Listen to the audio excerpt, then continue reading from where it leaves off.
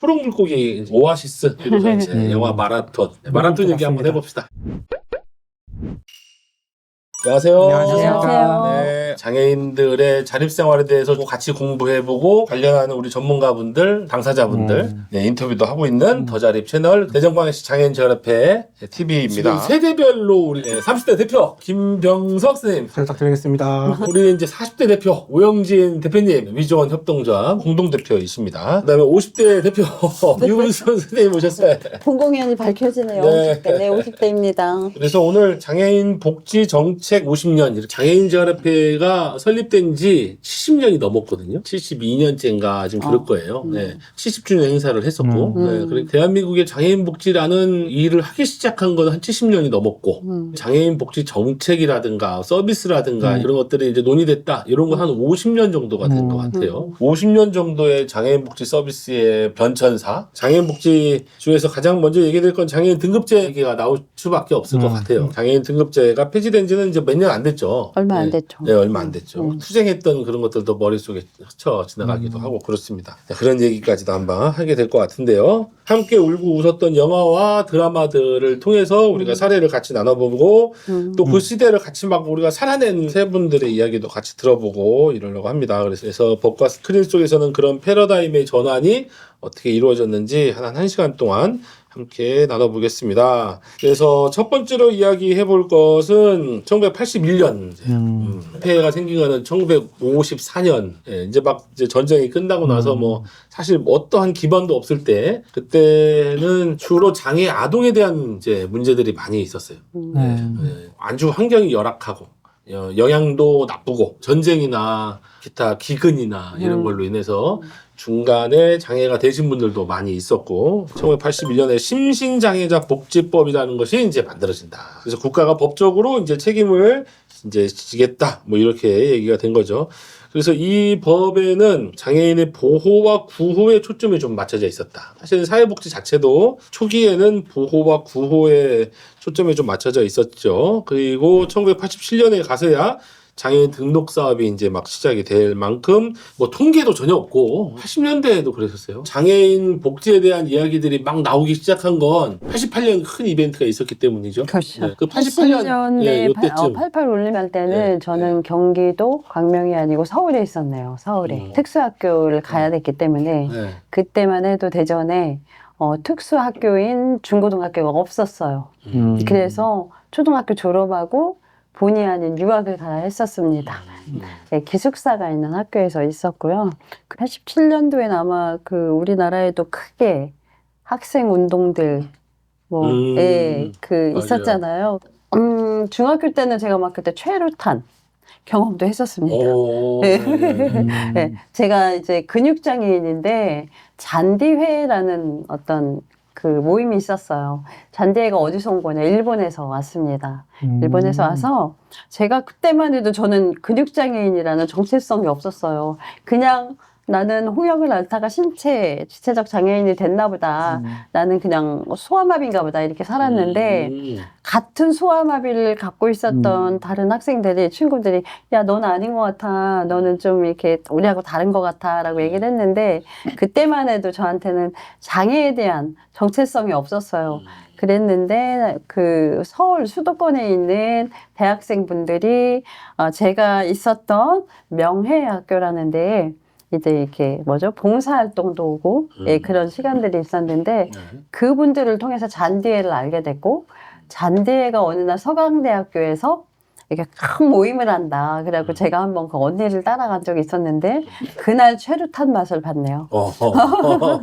80년대는 민주화운동. 네, 그리고 미국도 그 여성들이 흑인들이 막 이렇게 드러나서 우리의 인권을 뭐 이렇게 할 때 그런 운동과 비슷하게 우리나라도 그렇게 학생들이 분연히 일어나서 민주화를 얘기하고 우리의 권리를 얘기할 때 장애인에 관련된 장애 인권도 그때 같이 흐름을 좀 타지 않았나 하는 생각이 듭니다. 장애인 복지 역사에서 그 민주화의 흐름도 굉장히 중요한 포인트 같아요. 그래서 야학도 그때는 많이 있을 네. 때고 농활이라고 그래서 농활 들어보셨어요? 농활? 똥촌활동.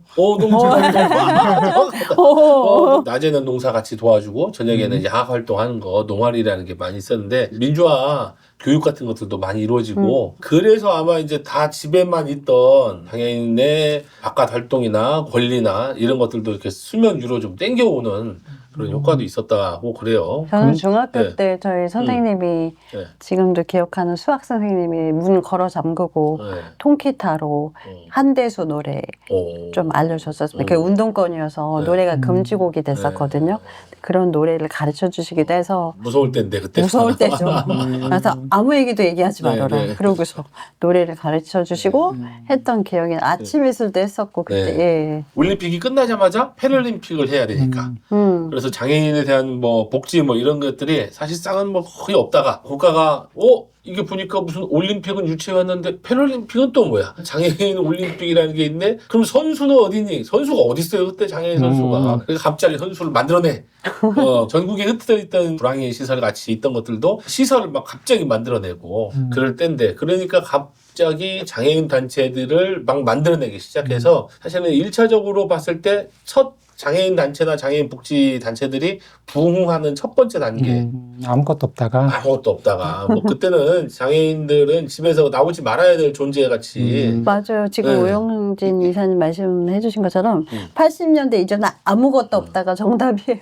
그래도 비교적 그때 서울에 사셔서 학교 같은 게 있었네요. 80년대 중반 경기도 광명 그리고 이제 서울에 있었죠. 그 전에는 대전에 재활원 수백 명이 있는 장애인들이 함께 시설 생활을 하는 그 시설에서 저도 기숙사 생활을 했었죠. 예. 시설이라는 게 그때 막 생겨서 시설에 대한 안 좋은 인식들도 사실은 그때부터 이제 생기기 시작했던 것 같아요. 오영진 대표는 그때쯤에 나이가 어떻게 되셨어요? 저는 이제 그때 때 태어나서 이제 아기였던 거 같고. 애기였던 거. 네. 저도 이제 이 시대 때는 기억은 없는데 네. 이제 이때 뭔가 재정되고 조금 이제 기본적으로 수면 위로 올라왔다는 얘기가 있었고 사춘기 때나 이제 이런 중고등학교 때로 이제 넘어왔을 때는 사실 이제 부모님들이나 이런 분들이 약간의 이제 인식들이 이제 그래도 좀 거의 80년대 인식을 가지고 양육을 하셨을 테니까. 그렇죠. 예, 예. 그때는 장애에 대해서 뭐 권리고 뭐고가 전혀 없고 그렇죠, 그렇죠. 뭔가 개인의 불행이고 비극이고 아니면 거기서 더 꽈서 들어가갖고 뭔가 그 전생에 뭔가 네가 죄를 지었다. 맞습니다. 그 장애 아이를 출산한 엄마는 그때만 해도 아직도 뭐 오해와 억측도 받기도 하고 지금 네. 생각해보면 저희 네. 엄마 아버지들 그 네. 장애 자식을 둔 부모님도 희생자 아닌 희생자가 맞는 것 같아요. 그렇게 배웠거든요. 전생에 아까 말씀하신 것처럼. 뭐 무슨 죄를 져서 내가 너와 같은 자식을 봤는지 뭐 이런 얘기도 하시고 사람 노릇 못한다 뭐 이런 얘기도 막 있는 데서 본인이 있는 데서도 얘기를 하셨고 어쨌든 이제 분위기는 이제 80년대 분위기를 들어보면은 집 가정에서의 일반적인 인식은 장애인분들을 좀 숨기고 기피하고 네. 이제 가족들마저도 이제 그런 현상이 있었는데 80년대 이제 이런 것들이 나오기 시작하면서 그런 인식들이 이제 90년대에 들어서서는 조금 바뀐 거는 쉬쉬하는 정도로 바뀌었다. 자연스럽게 예, 90년대로 좀 넘어갈 것 같은데 저 90년대 그러면 서태지가 생각이 나기도 하고 93년에 처음 아마 나왔었던가 그럴 거예요. 그런 문화적 부흥기 어떻게 보면 문화적 다양성도 엄청 생길 때였어요. 그때가 우리 사회가 이제 먹고 살기도 좀 괜찮아졌고 다양성을 이제 좀 받아줄 쯤 90년대 초 뭐 이때인데 자연스럽게 인권이 좀 권리 인권 1989년에 장애자에서 장애인으로 법이 개정된대요. 법이 바뀌면서 네. 법이 바뀌면서 심신장애자 복지법에서 네. 장애인 복지법으로 그러니까요. 바뀌면서 이게 굉장히 의미가 크기는 한 것 같아요. 장애자에서 장애인으로 바뀐다는 게 장애우로 지금도 잘못 쓰는 분들 많잖아요. 네. 제가 장애인 복지에서 일할 때 네. 인식 개선 캠페인을 했는데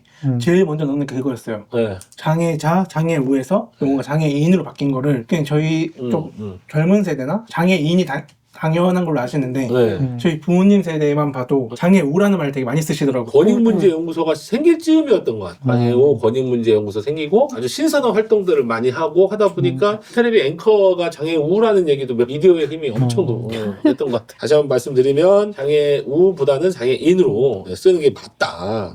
그것처럼 장애자라고 자자는 놈자자라는 것 때문에 이제 바뀌었다라는 건데 장애자에서 장애인으로 법이 개정되고 권리의 주체라는 이제 그런 명시도 됐다. 그리고 97년쯤에 보니까 편의증진법이 또 생겼어요. 물리적 이동에 대한 법으로 보장하는 이런 일들이 97년쯤이 좀 생겼어요. 그때쯤에 초록물고기 전통적인 우리나라의 첫 번째 느와르 영화 막 혹시 보셨어요? 저는 이 영화를 오늘 이 얘기를 한다는 걸 듣고 직접 보지는 못했는데 막 인터넷으로 찾아서 막 리뷰 같은 거 보고 그리고 스토리는 좀 파악을 해봤습니다. 일단 한석규 씨가 이제 막내로 나오고 감옥에서 나와서 이제 조폭 일을 하셨고 셋째 형이 이제 뇌병면 장애를 갖고 계신 걸로 나오는데 그 정도의 영화 진행되는 걸로 이제 알고 있는데 가족이라서 보호는 하는데 보호는 하지만 그 가족으로서 가족 일원을 존중하기보다는 그래 우리 가족이니까 책임져야지 약간 이런 느낌이 좀 있었던 것 같아요. 그렇죠.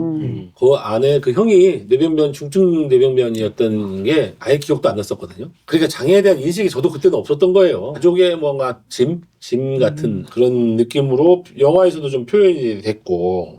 일단 초록물고기라는 영화가 저는 일단 보지는 못했는데 일단 장애 관련된 그 영화 대표적으로 뽑으면 초록물고기가 제일 먼저 나오는 편이더라고요. 네, 그렇더라고요. 그래서 이제 보면은 좀 이제 80년대와는 조금 다르게 좀 장애라는 것들을 좀 영화화, 스크린화해서 조금 더 사회적으로 보여졌을 때에 이제 어쨌든 어느 정도 많이 보아지기도 한 걸로 봐서는 이제 대중문화에도 이제 장애가 이제 드러나기 시작했다. 그렇죠. 라고 저는 좀 의의가 되게 좀 크게 좀 생각이 좀 들어집니다. 네. 이제 그렇죠. 다행히도 이제 아까 말한 장애자에서 장애인으로 이제 권리 주체를 분명히 하면서 이제 그 주체와 관련된 영화들이 이제 처음으로 나왔던 어느 정도 의미 있는 영화로 처음 나왔던 패러다임으로 봐도 개인의 비급 모델이었다가 장애라는 것은 사회가 만들어내는 것이다. 개인의 생기보다는. 나중에 보면 활동과 참여라는 얘기가 나오기도 하는데 활동과 참여가 어려워지면 그게 비로소 장애인 거지 개인의 손상, 핸디캡 그것이 장애를 유발한 것보다는 그러니까 이 사회가 장애인의 참여와 활동을 어렵게 만드는 제약 조건들이 있다면 그거 없애야 되는 거 아니야? 이런 얘기들이 이제 그 영화에서 그런 게 많이 그렇게 부각이 됐나요? 네, 전혀 부각되진 않았는데 그런 게 굳이 나왔다.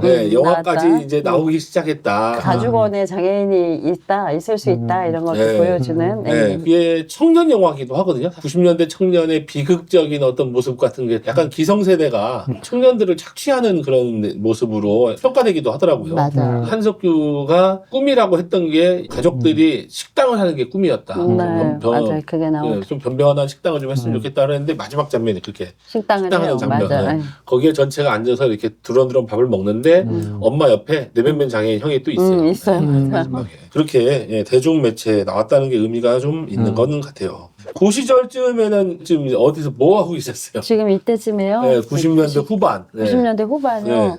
90년대 후반에는 제가 분연히 떨쳐 일어나 사회로 나왔으면 좋았는데 사실은 제가 그때쯤에는 집에 있었네요. 왜냐면 이제 편의시설이 다 확충됐던 시기도 아니었고 그렇죠. 그때는 이제 거의 부모님 의지에서 있었는데 뭐 부끄러운가요? 뭐 지금 시대에는 저희 부모님이 이혼을 하셨거든요. 그래서 이제 제가 예전에는 한부모 가정, 예전에는 편모시라 있었다 이런 표현을 했는데 그렇죠. 지금 같으면 한부모 가정이죠. 네, 한부모 가정을 이루고 엄마하고 이제 같이 살아야 되는 상황이어서 아버지가 해야 될 역할, 형제가 해야 될 역할을 다 엄마가 하신 거죠. 그래서 솔직히 말하면 이제 조금 이렇게 힘들게 살았던 시기가 있었는데, 목욕탕 한번 가려면 어땠을까요? 저희 엄마가, 모텔을 잡아요. 여인숙, 여관 이런 거 잡습니다. 그래서 저를 수동일처를 밀고 가서 씻겨줬어요.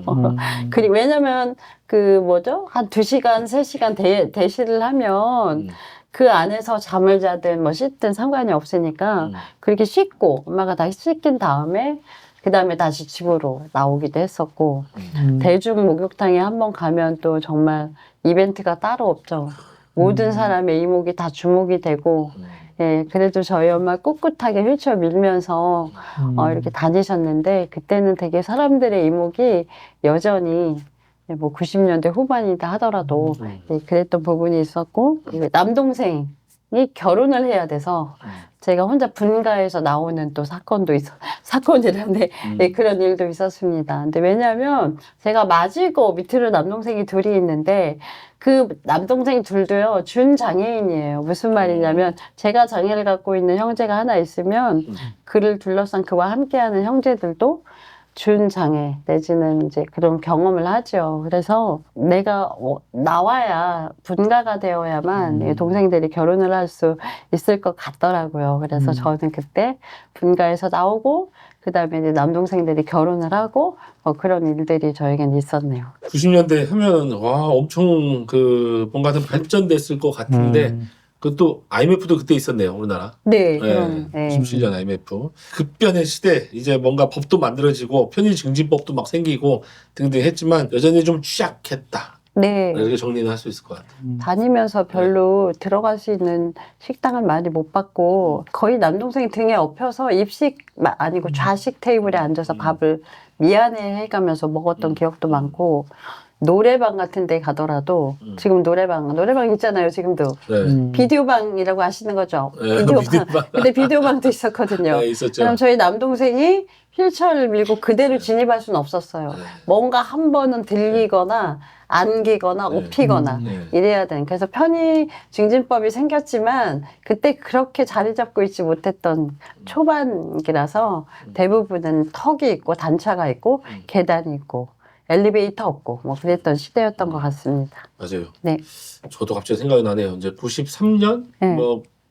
제가 99년 여기 입사했으니까 아, 근데 93년 때부터 자원봉사를 많이 다녔거든요. 아. 장애인 관련한. 그런데 그때는 보면 무슨 여행 프로그램이 지금도 많지만 엄청 많았던 것 같아요. 이제 비로소 장애인들이 막 밖에 다니자. 문화 체험. 그렇죠. 그런 분위기는 맞아. 좀 많았었는데 특장차가 하나도 없었고 다 업어서 날라. 맞아요, 맞아요. 버스 고속버스를 버스 다 대절해가지고 업어서. 맞아.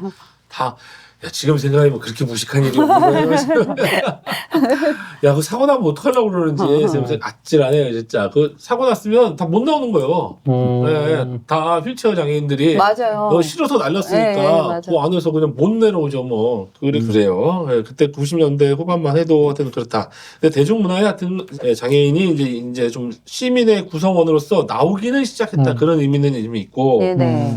그다음에 90년대 말에 가서는 비로소 장애인 정책 종합계획이라는 게 이제 만들어져요. 97년, 98년 요때. 98년부터 제 1차 이제 장애인 정책 종합계획, 장애인 정책 종합계획 같은 게 1차, 2차 이제 막 흘러 나오거든요. 5년마다 하는 거요. 하는 거. 2000년대 와서 장애인의 범주 확대 이게 이제 정책적 혁명 같은 것이 되는데 지금도 15개 종이 있잖아요. 네, 2003년에. 네, 장애인 유형이 이제 몇 개가 됐다가 점점 늘어나는 5개의 유형에서 장애 유형이 15개 종으로 대폭 확대가 됐죠. 네. 뇌병변 장애인, 자폐성 장애인, 정신 장애인 등등이 정책의 이제 울타리 안으로 포함이 됩니다. 그러니까 좀 2000년이 사실 장애인 복지 정책이나 장애인 복지계에서는 엄청 달라지는 시대인 것 같아요. 오랫동안 지원의 사각지대에 있던 분들에게 비로소 기대와 생명과 진짜 이제 내가 시민으로서 인정을 받는가 보다 하는 기대들을 갖게 됐는데 장애 유형이 확대됐다는 건 이전에 복지 혜택을 못 받았던 다양한 사람들이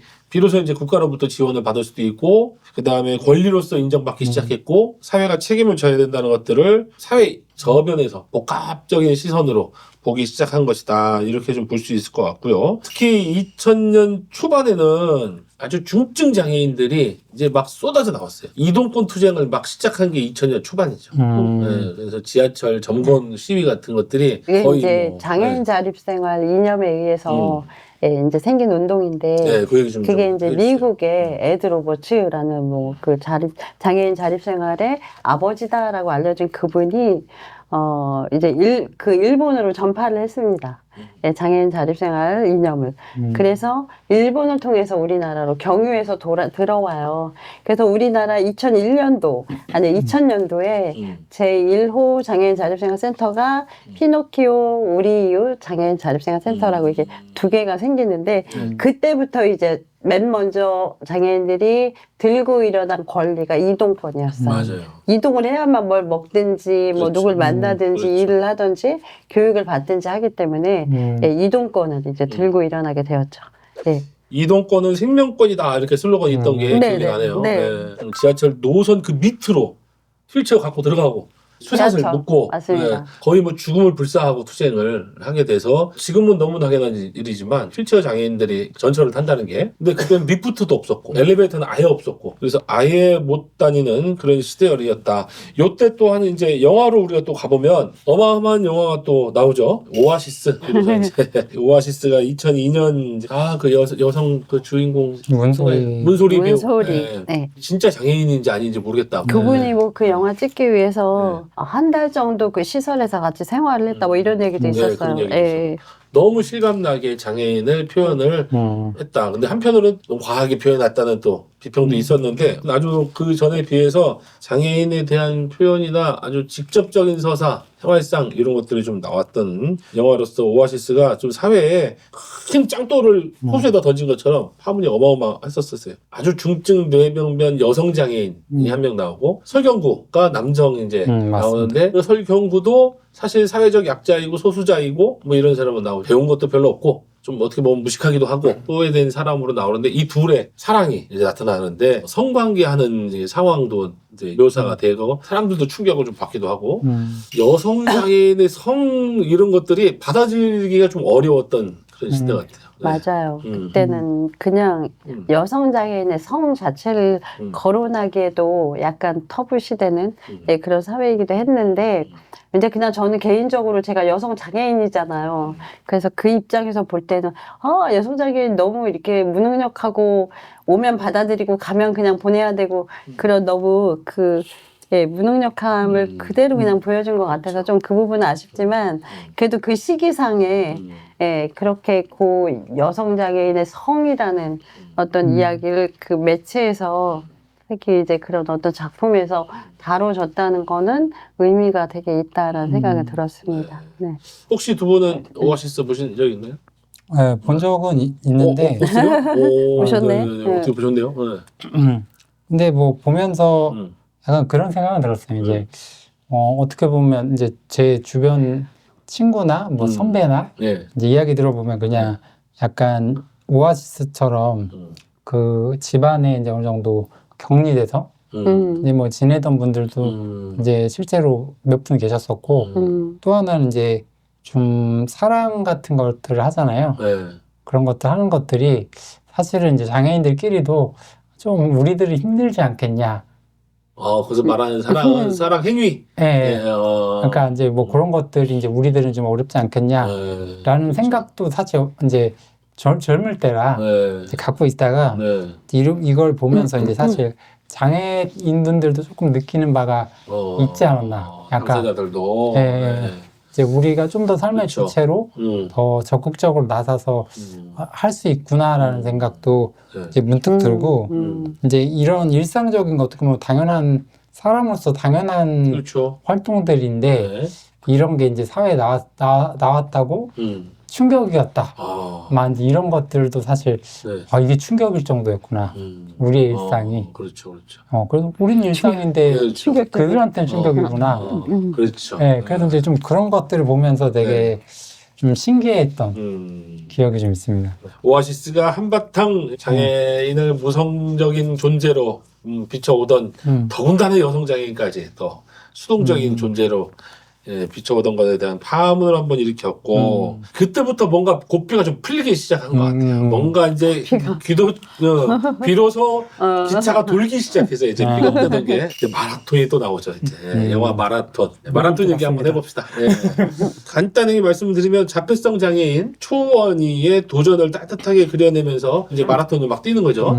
발달 장애에 대한 대중의 공감을 펼친 영화다. 그래서 많이들 회자가 되고 지금 엄청난 배우 배우인 조승우 씨가 네. 이때 뭐 어마어마하게 인기가 더 생기고 그랬던 것 같아요. 마라톤 혹시 보셨습니까? 네. 30대 대표. 저 드디어 봤습니다. 네, 맞습니다. 학교에서 틀어줬었거든요. 약간 교육 자료 같은 느낌으로다가 그때 처음 봤었는데, 그래서 그 전까지는 솔직히 제가 한 3학년, 4학년 그때 봤던 거라 그 전까지는 장애인에 대해서 뭐 그렇게 막 생각이 없었는데 이거 보면서 되게 장애인도 그러니까 우리랑 좀 다르지 않은 사람이구나 라는 걸 그때부터 좀 생각했던 것 같아요. 앞에 영화들은 제가 직접 보지는 못했고 후기나 이런 걸로만 보다가, 그래서 이제 장애에 대한 인식이 점점 이제 달라지는 게, 처음에는 이제 장애인은 이제 좀 집 안에서 밖으로 나오지 못하는 존재였다가 그다음부터 이제 조금씩 나오는 그걸 있다가, 여기선 이제 장애인은 아예 외부에 나올 수 있고 강점이 있고 장래력이 있는 사람이라는 거를 확실히 보여줬다고 생각을 해요. 마라톤을 보면서는 저는 사실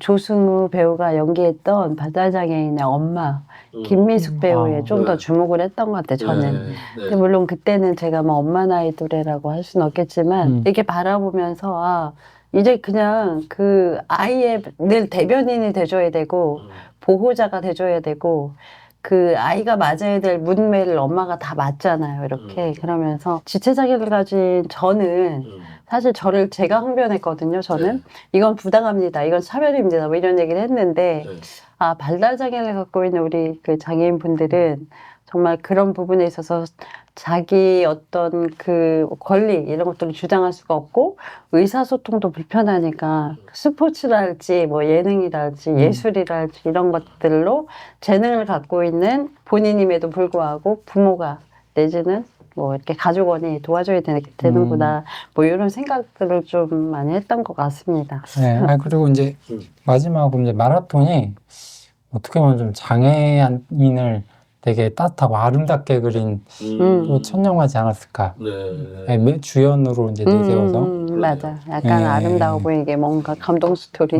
그렇죠. 맞아. 감성적으로 좀 접근하기 시작했다. 기존에 이제 아주 옛날에는 소아마비 장애인들이 60년대, 70년대 뭐 이렇게 아주 학식도 뛰어나고 머리도 좋고, 뭐 예를 들면 대학교에 시험 봐서 붙었는데 장애라는 이유로 안 받게 되면 입학을 거부당하면 사회적인 우리 이제 지지하는 사람들이 막 거세게 운동도 하고 이렇게 해서 한 명 한 명의 개인적인 문제를 해결해 나가는 그런 상황들이었고, 맞아. 그다음에 영역이 확장되면서 15개 유형으로 나뉘고 이제 장애인들이 밖에 나와서 자신의 권리를 이야기할 수 있는 수준으로 90년대, 2000년대 초에 거세게 이제 외부의 데모 활동도 하고, 그때까지만 해도 발달장애인은 여전히 소외됐었어요. 그렇죠. 장애계 내에서도 발달장애인은 또 소외된 네네. 어떤 이중적 소외를 좀 겪고 있어서 이때 슬로건이 발달장애인도 장애인입니다 하면 오히려 이런 것들이 좀 기억이 좀 나요. 나머지 장애인 에 비해서 부모님들이 대신 해줘야 되는 어떤 그런 존재로, 지금도 발달장애인 같은 경우에는 이제 발달장애인 권리 대회 뭐 이런 것들이 이렇게 주장 대회 지금도 프로그램이 있는 것처럼 발달장애인도 장애인 복지의 한 축으로 이제 비로소 들어오기 시작하는 어떤 그런 것들이 보였지 않는가, 마라톤 이런 거 보면서 생각해 볼 수 있겠습니다. 2005년이었네요. 그래도 네. 그 초록인가요? 초원이. 초원이. 네. 초원이라는 캐릭터의 주인공은 마라톤, 뛰는 어떤 재능을 갖고 있었잖아요. 그런데 그렇게 어떤 부각될 만한 재능을 갖고 있지 못한 대부분의 지적장애인들은 되게 더 뒤안길에 있는 거예요. 그렇죠. 더 묻히고 그냥 병풍 같은 사람처럼 그렇게 그려지는. 이제 사실 얼마 전에 사랑의 가족, 혹시 그 프로그램 아시나요? KBS 공영방송에 그 사랑의 가족이라는 프로그램에서 나온 그 방송분을 제가 지금 보여드리려고 하는데, 이 책에 자, 기울어진 스크린이라는 책입니다. 제가 읽어드릴게요, 잠깐. 64페이지. KBS 장애인 프로그램 사랑의 가족에 그 발달 장애를 가진 아들을 시설에 보낸 그 설악산 지객군 부부의 이야기가 나옵니다. 근데 지적 장애를 갖고 있고 지체 장애를 갖고 있는 중복 장애를 갖고 있는 아내와 등산객들의 짐을 운반해주는 일로 이제 생업을 삼고 있는 부부의 이야기입니다. 어느 날 아들에게 줄 과자를 자전거를 사들고 부부가 이제 아들을 만나러 가는 거예요. 방송에 나오겠죠? 근데 카메라를 든 PD가 37살인 아들에게 엄마가 좋아요? 아빠가 좋아요? 라고 물은 거예요. 그래서 이제 여기서 책에서는 기울어진 스크린에 차미경 작가는 이렇게 묻는 거죠. 이것이 37세 성인 남자에게 아무렇지도 않게 할 수 있는 질문입니까? 이렇게 묻는 거예요.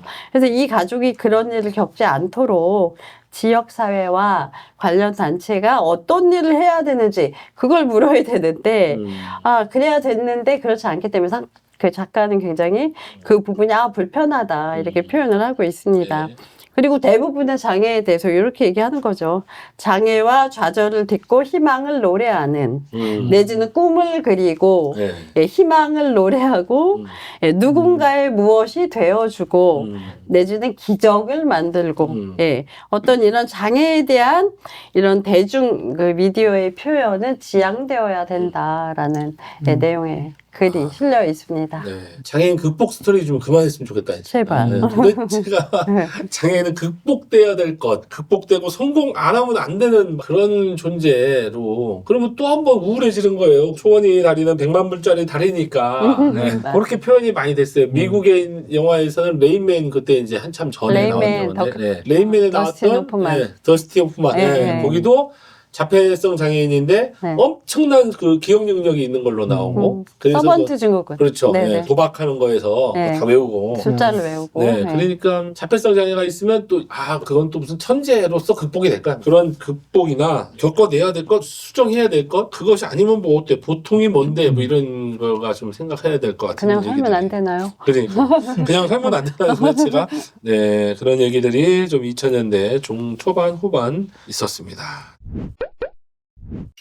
그리고 이제 2000년대 중후반으로 넘어갑니다. 중후반으로. 이 전까지는 장애인은 보호해야 될 대상에서 소외받던 발달장애까지도 대중문화에 이제 접근하기 시작했고, 그렇지만 여전히 극복 장애에도 불구하고 이렇게 비장애인처럼 살고 있어요. 2000년대 초 중반까지 있었다. 네. 근데 이제 그야말로 권리 혁명이 이제 막 시작돼요. 2000년대 중후반 넘어가면서부터는 2008년에 장애인 차별금지법이 실행이 됐죠. 네, 실행이 됐죠. 네. 의미하는 바가 대단하기는 해요.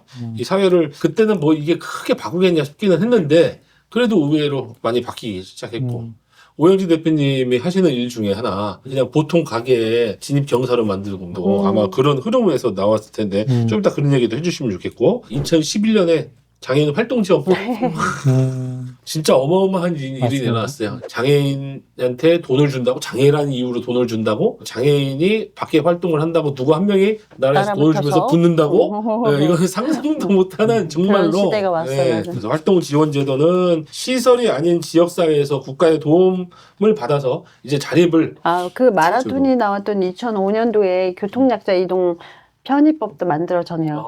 네. 2001년도에 그 서울 오이도역에서 장애인 수직 리프트가 떨어져서 장애인 맞아. 두 분이 돌아가시고 네. 그때 이제 6단체, 65단체가 연대해서 장애인의 이동권을 주장하고 해서 2005년도에 교통약자로 묶여가지고 이제 네. 모두가 다 네. 그 보호를 받을 수 있는 법이 만들어졌습니다. 중증 장애인들이 바깥으로 나오는 자체가 잘 안 됐었잖아요. 네, 맞아요. 그 엄청나게 극렬한 이동권 투쟁으로 이런 일들이 한꺼번에 좀 견인된 효과도 있는 것 같아요. 예. 2011년 도가니. 영화로 들어가면 도가니가 나오네요. 이제. 네, 엄청난 영화들. 네, 엄청난 영화죠. 또 시대를 뒤흔들었던 또 특히 장애인 복지계에서는 어마어마한 일이 생긴 것 같고요. 예. 그것도 학교에서 봤습니다. 학교가 큰일 했네요. 네, 학교가 큰일 했네요. 학교에서 보시고 어떠셨어요? 진짜 놀랐어요. 요즘 그냥 그 당시에 요즘 세상에 저런 게 약간 이런 것도 되게 많이 느꼈고 그 교장 선생님 나오신 배우분이 아직도 너무 인상이 강렬하게 남아가지고 연기를 너무 잘하셨어요. 그 배우 진짜 안 되잖아 사람들이. 저 그때 너무 충격을 받아가지고 그거 보고 그 도가니가 이제 시설에 청각장애인 아동시설이었는데 아동의 인권유린 실태를 고발하는 내용이었고 장애인 대상의 성범죄까지 다뤄가지고 도가니법이라는 게 이제 탄생이 사실 보면 참 진짜 대중매체 그러니까 사회를 얼마나 변화시키는지가 증명된 영화이기도 하고 그런 것 같습니다. 어떻게 우리 또 대표님은? 일단 이제 저도 이게 되게 충격적인 영화였고, 이제 이때 이후에 이제 법도 제정되고, 근데 약간 느낌이 그동안에 이제 장애인 투쟁이나 뭐 이런 게 영화나 미디어에 다뤄질 때, 약간 우리 장애인들은 이렇게 힘들어. 이제 해서 그냥 뭐라 그러지? 그냥 인식의 개선에 대한 전달의 의미였는데, 이때부터는 이제 대중들도 같이 장애에 대한 인권에 관심이 들어지면서 도가니법으로 간 거기 때문에 이때부터 이제 대중들도 이제 같이 장애운동에 좀 참여할 수 있는 좀 계기가 좀 더 크게 마련이 되지 않았나. 약간 이제 그런 생각을 했습니다. 뭔가 약간 느낌이 한마디로 얘기하면 그냥 우리 편들이 좀 늘어났다는 그런 느낌들이 좀 있었습니다. 물론 이제 이러한 일들이 일어나면 안 되겠죠, 당연히. 안 되죠. 저는 이제 시설에 있었어서 이런 그 원장님을 직접 뭐 옆에서 봤다라고 말할 수는 없는데 그 시설 내에서 이런 성추행, 성폭행, 추행과 폭행의 차이를 아시죠? 추행은 만지는 경우입니다. 폭행은 성기 삽입이 있는 경우예요. 그렇게 놓고 볼 때 그 두 가지가 다 자행이 됐었어요. 그래서 강제 불임 시술도 했었던 여성들도 있었고요. 어마어마하네. 네, 그러니까 도가니 영화를 봤을 때 저는 많이 안 놀랐어요. 왜냐하면 그런 일들을 저는 직간접적으로 봐왔기 때문에 단지 아까 우리 오 대표님 얘기한 것처럼 쉬쉬 하거나 그거야 언제적 얘기야. 근데 언제적 얘기 같죠? 지금도 어딘가에서 저는 조금은 자행되고 있다라고 감히 말씀을 드립니다. 네. 성추행은 비일비재예요. 왜냐하면 여성 장애인들도 휠체어만 이렇게 태울 때도 어떻게 하죠? 사람이 안 와서 이렇게 태우잖아요. 근데 사실은 저도 여성이지만 지금은 이제 50대 아까 말씀드렸으니까 그냥 여러 가지 경험을 했고 별로 그렇게 그냥 이게 드는 과정이야 이렇게 생각을 하는데 이렇게 굳이 그렇게 안 해도 되는 그 손동작, 느낌 이런 것들을 느꼈던 적이 굉장히 많았어요. 근데도 어땠을까요? 그냥 도움 받아야 되니까 나 휠체어 타야 되니까 이렇게 참고 모른 척 하는 거죠. 그랬던 어떤 경험들도 사실 있습니다. 지금 만약에 들고 일어나면 그게 딱 성추행이다. 그렇죠. 라고 말씀드릴 수 있죠. 아유, 그러지 말아야 된대 말이야. 경각심은 좀 앞으로도 더 갖기는 해야 될 것 같아요. 도가니가 언제적인데, 그런데 뭐 14~15년밖에 안 됐어요. 몇 밖에 안 됐어요. 그거밖에 안 됐고, 아직도 그런 일들이 종종 터지고 있어요. 그래서 장애활동지원법, 이거에 대해서 우리가 얘기 안 할 수는 없을 것 같아요. 차별금지법하고. 삶이 완전히 바뀌었나요? 일단은, 저 같은 경우는 이제 근육장애이기 때문에, 활동보조 제도로 인해서, 이제 자립이 진짜로 가능하겠는데? 라는 걸 이제 꿈꿀 수 있게 된, 첫 시발점이 잘났나. 왜냐면 이제 이때 장애활동지원법 생길 그 시기가 제가 이제 사회활동을 시작하고 얼마 안 됐을 때 이제 그때라서 이제 그런 것들을 꿈에 꾸면서 이제 인생에 대한 설계를 한번 세워보게 되는 이제 그런 계기가 좀 됐던 것 같습니다. 활동 지원 제도가 없었으면 유금순 위원님도 외부에 강의를 이렇게 많이 다니시기 좀 어렵잖아요. 저는 이제 강의도 강의지만 이제 사회 서비스에 들어가잖아요. 근데 일단 저는 아침에 일어나는 기상부터 시작해서 씻고 옷 입고 휠체어 승차하고 뭐 신발 신고 이런 모든 과정에 이제 서비스가 필요하기 때문에 아까 오 대표님 얘기한 것처럼 나는 이제 이걸로 인해서 사회생활을 계획을 했다. 앞으로의 진로를 계획했다라고 하셨듯이 저는 일단 일상이 조금씩 해결이 되니까 저도 이렇게 이게 좀 작은 시간이나마 일할 수 있는 시간 거기에 대한 계획을 세울 수가 있었죠. 이 서비스가 아니면 하루에 한 번도 하루도 그 살아갈 수가 없고 바깥 생활은 또 더군다나 생각해 볼 수도 없는 그런 서비스죠. 그리고 이제 장애에 대한 케어가 이제 어떻게 보면은 그전에는 100% 가족들이 다 그렇죠. 무조건 해야 되는 거에서 일정 정도 이제 도움받을 수 있는 케어가 이제 더 같이 가능해서 가족분들의 좀 부담감도 많이 덜어진 경감됐죠, 맞아요. 그런 이제 법인 것 같아요. 그러니까 어떤 제도가 이렇게 체감되게 이렇게 오는 게 잘 없는데 이거는 진짜 어마어마했던 것 같아요. 맞아요. 활동 지원 제도. 자, 그렇게 해서 이제 차별금지법이 만들어지고 이 차별금지법이 권리의 방패막이 역할을 좀 하고 그 다음에는 활동지원법이 만들어지면서 이제 패러다임이 완전히 바뀌고 그렇죠. 자립을 진짜 꿈꿀 수 있겠구나 하는 희망도 열었다면 우리 오 대표님은 이제 자기 기업을 막 만들 생각도 좀 하시고 그 얘기도 좀 하나 해주시면 좋겠어요. 네, 일단 이제 활동보조 서비스가 이제 나오고 그리고 이제 제가 이거가 이제 법령적인 정보는 모르겠는데 약간 대전에 장애인 콜택시 도입도 이제 이때 연도를 기억을 해요. 네, 그래서 이제 활동보조와 장애인 콜택시가 딱 나오면서 일단 이제 이동에 대한 부담감도 이제 많이 덜고 이제 뭐 이런 것들이 환경이 좀 나름 있었습니다. 그 전에는 사실 뭔가 한 출퇴근이나 직장을 잡으려고 하면 대전에는 이제 1호선밖에 없잖아요. 그래서 이제 그 1호선 안에서만 직장을 잡았거든요, 항상. 출퇴근을 해야 되니까. 선로가 있는 데에서만 해야 돼. 역세권에서만. 역세권에서. 네. 그리고 이제 더 찾기 어려서 저는 이제 역에서 한 5km 정도 떨어진 직장을 했는데 매일 출퇴근을 전동휠체어로 겨울이든 여름이든 그랬구나. 이제 그렇게 힘들게 초반에 다니다가 어느 순간 이제 장애인 콜택시가 나온 거죠. 그래서 이제 되게 수월하게 좀 다녔었고 이제 약간 그런 것들이 좀 기반이 되다 보니까 이제 직장을 다니다가 뭐 창업을 해볼까라고 했을 때 장애인 기업법이 뭐 그 전부터 있어 오긴 했었다고 하더라고요. 그래요? 네, 이제 그렇게 했었고 그리고 이제 2012년도인가 그때 이제 협동조합법이라든지 사회적 기업에 대한 이제 지원 법령들이 이제 막 올라오면서 이제 물론 장애를 위한 법은 아닌데 이제 그런 취약계층이나 국가에서 이제 돌보지 못하는 계층들을 좀 기업적인 걸로 좀 풀어보자라는 이제 모델로 이제 지원을 하기 시작을 해서 사실 그때 이제 그런 본물을 타고 제가 이제 창업을 시도를 했었던 거죠. 진짜 장애인 기업활동 촉진법이 2005년도에 제정이 됐네요. 그러네요. 20년 전에. 중증 이렇게 장애인들이 또는 청년 장애인들이 기업을 해보겠다 이런 생각은 사실 전혀 꿈도 못 꿀였죠.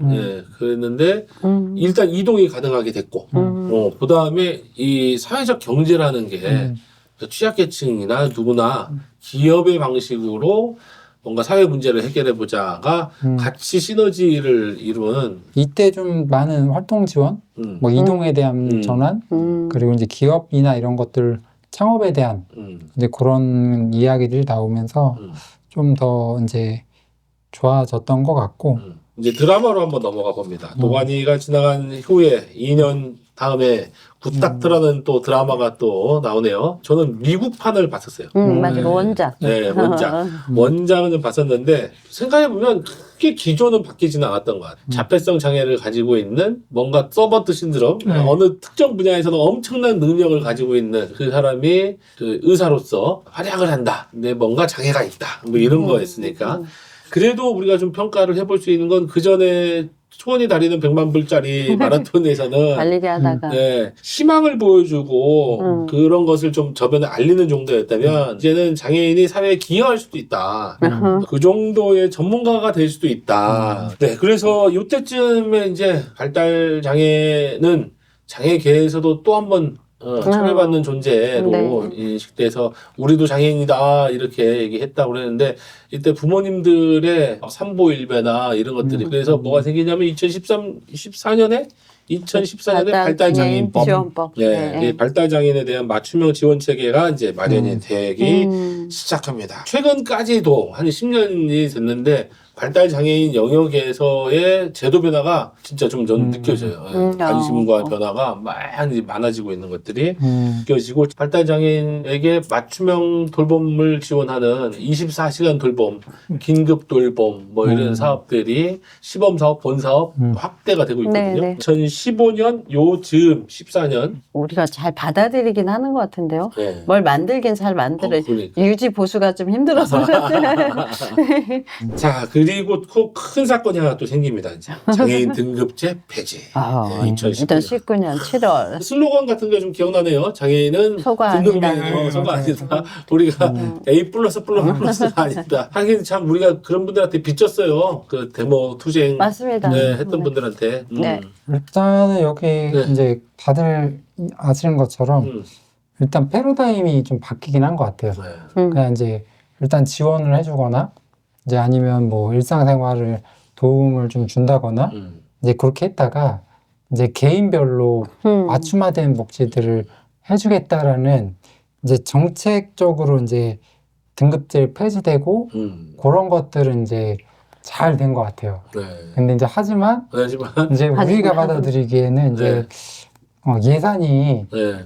이제 담보되지 않은 법은 있지만 그렇죠. 예산이 없는 그런 부분이 있기 때문에 아직까지는 패러다임은 바뀌었으나 아직 현실적으로 반영은 안 됐다. 네, 그래서 이제 좀 이런 현실적인 전환을 위한 좀 예산 마련이 필요하지 않나. 네, 예산 없이 권리 없다. 그렇죠. 그래서 우리나라 경제가 더 성장을 해서 좀 더 예산을 더 맞습니다. 내려주시면 네.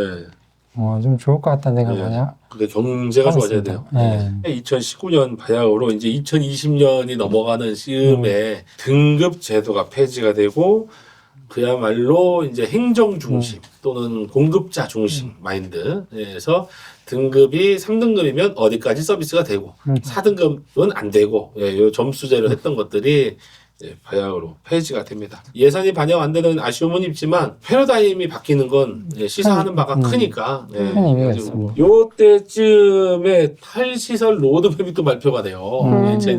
2021년쯤에 한쪽 면에서는 주로 이제 발달장애 쪽인데 부모님들 시설을 없애면 안 된다 투쟁을 하시고 신체장애인 영역 내변변이나 이쪽으로 대표되는데 그쪽은 시설에서 도가니 사태도 여전히 착취나 인권 침해나 시설이 문제다. 그게 모든 것이 일어나는 그래서 시설에서 나와서 자립생활로 진짜 이제 넘어가야 된다. 탈시설 로드맵, 개인 예산제 요 두 가지가. 저도 세상에 좋은 시설은 없다라고 좀 생각하는 사람 중에 하나이고 시설을 경험해 본 사람이기 때문에 시설이 아무리 5성급 그 인테리어와 편의시설을 갖추고 좋은 여건을 갖췄어도 그 안에서는 되게 자율적이고 자유롭고 개인의 어떤 행복을 막 이렇게 충분하게 지켜줄 만한 권리가 없다라고 생각을 합니다, 솔직히. 그래서 그런데 이제 발달장애를 갖고 계신 분들은 또 이제 부분적으로 이제 또 수요가 또 있어야 되니까 그래서 지금 주간 활동 지원센터 그런 어떤 포지션으로 하고 있지 않나 싶어요. 근데 저는 잠자고 먹고 자고 부모가 오지도 않고 뭐 석 달, 넉 달 명절에 한번 집에 데려가고 하는 그런 시설 말고 아까 말씀드린 그런 낮에 활동할 수 있는 그런 발달 주간 장애인 뭐 그 보호센터 뭐 이런 것들의 어떤 프로그램 이런 것들은 좋다라는 생각이 들기도 합니다. 근데 문재인 정부 때 탈시설 로드맵 이게 아마 발표됐죠. 발표가 됐는데 그 다음 정권이 바뀌면서 이게 유야무야되고 유야무야뿐 아니라 뭐 서울 같은 경우에는 발달 장애인 일자리가 400개가 없어질 정도로 400명을 잘랐을 정도로 뭐 그렇게 좀 얘기가 거꾸로 가고 있어가지고. 2020년대에도 아직도 우리나라는 이제 탈시설을 얘기하고 아주 뜨거운 화두로 꼭 발달장애뿐만 아니라 중증 내변변 장애인이나 가족의 돌볼 여건이 안 되는 분들도 많고 그 입장은 또 이해가 돼요. 양쪽 다. 여건이 안 되거나 아예 가족원에서 안 치거나 가족원을 안 치거나. 결국 이것도 적정한 예산을 내려줘서 이제 기존의 그 시설들 이제 물론 탈시설가 반하진 하지만 이제 시설이 필요한 자들도 있는 거고 탈시설화해서 지역사회에도 녹아들어서 살아가는 계기가 필요한 사람들이 있는 거고 근데 이제 그만큼 예산이 안 오니까 기존의 기관이나 시설들 폐지하고 이제 탈시설 하자라고 하니까 이제 우리들끼리 싸우게 되는 거지 결국은 이제 예산만 좀 더 투여되면 우리들끼리 싸울 일은 아니지 않나. 당사자끼리 싸움이 되는 것처럼 탈시설로 가야 되는 건 누구나 다 합의하는데 여기 인프라가 지금 맞아요. 구축이 안 돼 있는 것들도 너무너무 많고. 네. 무작정 탈출했을 때 그렇죠. 부작용들 어떻게 네. 할 거냐. 이제 뭐 그런 것도 있지만 말씀하신 대로 우리가 가야 되는 방향성이긴 하니까요. 네. 그 정도 시청하신 분들은 알아놓으시면 될 것 같아요. 아까도 느낀 거지만 일단 법은 만들어지고 우리의 인식은 조금씩 뒤에서 따라가지고 네. 있는 것 같긴 합니다. 네. 그래도 네. 법이 이렇게 공식적으로 박혀서 이제 발전해 간다는 거는 우리로서는 되게 고무적이죠. 네. 반길 일이라고 생각합니다. 그전에는 보호, 뭐 불쌍한 존재, 그런 존재로 인식되던 것들이 이제는 권리, 이제는 소비자의 주체, 그리고 선택할 수 있는 권리, 뭐 이렇게. 그전에 장애가 다뤄졌던 영화, 드라마 이런 거 보면 뭐랄까 그렇게 대중성이 막 높거나 네, 그렇지는 않고, 그렇기 때문에 한 번씩 나오면서 대중성이 있으면 막 화제가 되고 그랬는데, 이상한 변호사 우영우는 아주 전면에 나오면서도 뭐라 그럴까, 장애가 되게 화제가 된 게 보다는 조금 느낌이 좀 달랐던 것 같아요. 문법이 굿닥터하고 어떻게 보면 그래 플롯은 네, 결은 좀 비슷해요. 그런데 뭔가 좀 풀어내는 게 좀 달랐던 것 같아요. 그래서 천재성과 사회성을 함께 가진 자폐인 변호사를 통해서 자폐라는 하나의 이름 뒤에 숨겨진 한 사람의 복합적인 면모를 좀 보여주는 그런 관계들을 섬세하게 좀 그려낸 드라마였고, 획일적인 뭐 낙인 뭐 이런 것들이 좀 이제 떼어나고 각 개인의 필요에 대해서 다르게 보려는 것들이 좀 보였다, 이렇게 평가를 받더라고요. 어떻습니까? 이 오영우 드라마 할 때 제가 딱 장애목장 근무할 때였거든요. 네. 저는 원래 영화는 그래도 하면서 찾아가서 봐도 원래 드라마는 잘 안 보는 편이었는데, 목재한 다른 선생님한테 너는 안 보고 뭐 하냐고 너는 봐야 되지 않겠냐 해가지고 이제 찾아보진 않고 이제 가끔 재방송하고 뭐 쇼츠 보고 하면서 다 내용이 이제 다 파악을 했는데, 생각도 못했던 것 같고, 굿닥터는 제가 아예 본 적이 없기 때문에 좀 그렇긴 한데, 오영 같은 경우는 약간 그 장애를 갖고 있는데 이제 변호사라는 신박한 면도 있었고, 좀 개인적으로 좀 재밌게 봤던 것 같아요. 부담스럽지 않고 좀 재밌게 볼 수 있었던 것 같습니다. 거기서 우영우 변호사가 자폐장애인을 변호하는 장면이 있어요. 네, 그런 장면도 있죠. 그러면서 불과 80년 전만 해도 이런 지적장애인들은 죽어도 아무도 개의치 않고 그 죽음에 대해서 어떤 도의적인 어떤 그런 마음을 갖지 않았다. 그런 표현도 하면서 히틀러가 그랬고 뭐 이런 얘기들 우영우 변호사가 얘기를 해요. 그리고 어떤 사회에서 한 의사가 죽었다 하면 참 안 된 일이다, 슬프다를 누르는데 자폐장애인이 죽었다라고 하면은 어떤 사람은 좋아요를 누른다는 거예요. 그럴 정도의 어떤 그걸 본인의 입으로 이제 변호를 하면서 그걸 이제 호소를 하는 거죠. 그 장면이 제가 가끔 생각나서 저도 이제 인식개선 교육할 때도 그 장면을 많이 또 사용하기도 하는데, 그랬구나 이런 생각이 들었고, 우영우가 자꾸 보면서 안타까웠던 거 하나 있네요. 줄곧 김밥만 먹었다는 거. 좀 너무 김밥만 먹는 그걸로 나와가지고 좀 어떤 면에서는 자폐장애인들은 저런 면이 있나 이렇게 좀 너무 획일화되게 생각할 수도 있겠네, 뭐 이런 마음도 들어요. 저는 이제 딱히 그런 거라보다는 조금 더 장애와 나왔을 때 그런 이제 개인적인 소견이 있지만 일단 재미가 있었어요. 네. 일단 재미가 있었어요. 일단 재미가 있었어요.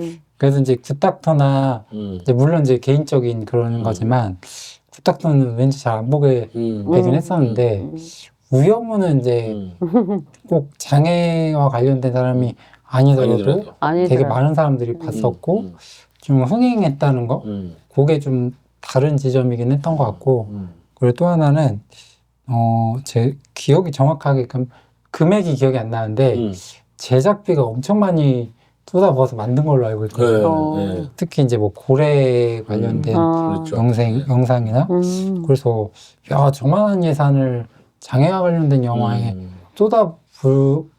쏟아붓는구나, 이게 가능하구나, 약간 이제 이런 생각을 좀 하게 됐던 계기. 근데 다행히도 흥행을 하게 돼서 이제 좀 우리 사회에서 장애인이 이제 주인공으로 나와도 흥행될 수 있는 콘텐츠들이 나올 수 있는 세상이 됐다. 약간 이제 이런 생각을 좀 갖게 됐어요. 네. 장애인이 주인공이 돼도 흥행될 수도 있고 그게 이상하지 않고 그게 또 이제 이어지는 것 같아요. 그래서 그 해인가 그 다음 해인가 또 바로 그 해네요. 우리들의 그 해죠. 네, 우리들의 블루스가 또 나옵니다. 이게 또 파급력을 끼친 게 또 엄청나게 많아요. 여기에 다운증후군 당사자인 정은혜 배우가 직접 출연을 하죠. 다운증후군 가진 인물이 연기를 하면서 장애인의 삶을 대사화하지 않고 있는 그대로 보여주고 그런 데 의미가 있고 우리에 관한 것을 우리 없이 얘기하지 말라라는 이제 장애인 인권 운동의 구호 이런 것들이 아주 대중적으로 실현된 대표적인 사례로 평가받고 있더라고요. 그래서 개인의 선택과 권리를 최우선으로 하는 그런 어떤 지향점이 보인 것으로 평가받는다. 우영우에서는 이제 장애인이 주인공으로 나와서 이야기를 해도 흥행할 수 있고 별로 이상하지 않다. 이제는 장애인 당사자가 직접 연기를 한다. 네, 이거 굉장히 의미했던 바가 큰 것 같아요. 저도 이거는 다 전체를 보지 못했는데 네. 말씀하신 부분이 되게 크게 왔던 것 같아요. 이때까지 뭐 나왔던 뭐 다른 동안이든 뭐든 단 영화나 드라마는 비장애인 분들이 장애인을 가진 장애인 분들을 이제 연기를 하는 거였다면 그렇죠.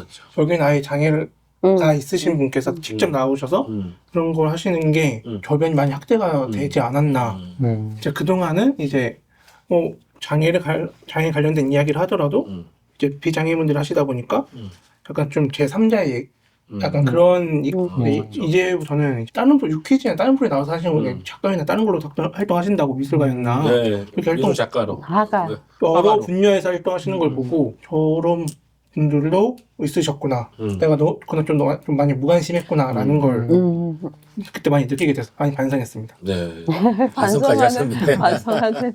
저는 우리들의 네, 블루스 네. 넷플릭스를 통해서 또 한 번 봤죠. 정주행했죠. 그게 그렇게 재밌나 봐요. 저는 이제 거기에서 그려낸 인물이 이제 오늘은 정은혜 작가의 장애에 대한 테마로 얘기를 하고 있지만 거기 나오는 다양한 시민들, 예. 의 모습을 보면서 그 여러 가지 생각들을 많이 했고 정은혜 작가는 김은혜 작가가 잘 정말 이렇게 뽑아서 연기를 하게끔 해준 그 공도 되게 클 것 같고요. 사실 정은혜 작가에게는 인권 감수성과 그런 어떤 깨인 의식이 있는 부모님이 있었어요. 맞아요. 엄마가 네. 만화가인데 네. 그 엄마가 장차현실이라는 분이 있어요. 그 엄마가 이미 깨어져 있었고 또 그 장애인 부모회에서 또 활약도 하셨고 그래서 장애에 대해 갖고 있는 당사자성이 굉장히 강한 분이고 정은혜 씨한테도 키우면서 굉장히 당당하게 키우려고 힘썼다고 하더라고요. 정은혜 작가가 보면 지금 굉장히 본인이 연예인이라는 생각이 되게 많거든요. 그래서 결혼식에 김우빈 배우도 오고 한지민 배우도 오고 막 그랬잖아요. 네, 최근에 그렇게. 결혼했더라고요. 예, 그리고 그림 그리고 할 때마다 또 다 이렇게 작품회에도 와가지고 이렇게 다 함께 사진 찍고 하니까 본인이 나는 발달장애인이라는 그거보다는 나는 화가야, 나는 작가야 이런 굉장히 자부심을 갖고 있더라고요. 그래서 거기서도 부각이 된 거 사실 거기서 뭐였죠? 영희였나? 그랬던 것 같아요. 네, 근데 그 그림을 잘 그렸어요. 근데 만약에 그 정은혜 작가가 나온 그 캐릭터에서 그림이라는 소재를 빼버렸으면 그 사람은 어땠을까?